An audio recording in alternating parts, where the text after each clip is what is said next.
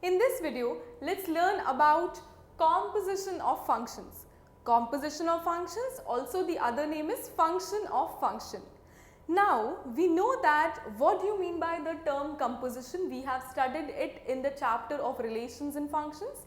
We saw that if somewhere I have something called as like this, g of fx, it can be expanded to g of fx. That means fx is contained in gx. I used to say that, and that is what is meant by function of function or composition of function. Now, what if when I want to differentiate it, or what if when I want to take its differentiation? Had it been something called as two functions I give to you and I tell you to compare these two functions. One function is given to you as tan x multiplied by say cosecant x. The other function is z and that is given to you as tan of cosecant x. What is the difference between these two functions? The first function is actually the product of two functions. First function tan x, second function cosecant x, their product. That is y. But what is z?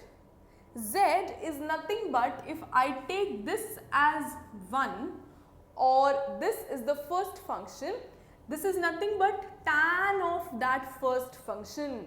That means tan of cosecant x, that means composition or function of function.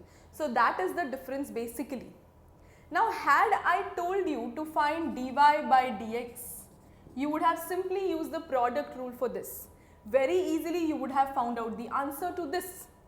But here if I say you to find dz by dx, how will you find dz by dx?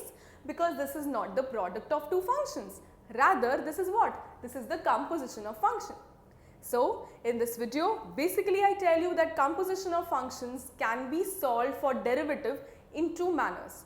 To find out the derivative, you can adopt two criterions, two techniques, two methods. And first one is named as substitution method. Substitution method. And the second one is named as the chain rule. I repeat, the first method to solve for derivative in case of composition of functions is called as the substitution method. The second is called as the chain rule or the chain method. And the chain rule, I may remind you that maybe you have studied in your physics, but still we'll take up for better results and convenience. And another thing, chain rule is most widely used method. Substitution method will not be used as such. And even you will not get questions say find dy by dx for y by substitution method. Nobody says that. They only tell you to differentiate with respect to x, right? So you can use either of these methods, whichever fits you the best in that circumstance. Better use chain rule. For chain rule, you need to know the formulas well. The formulas which we enlisted earlier and we studied in class 11th. But in substitution method, there is no need of the widespread usage of formulas.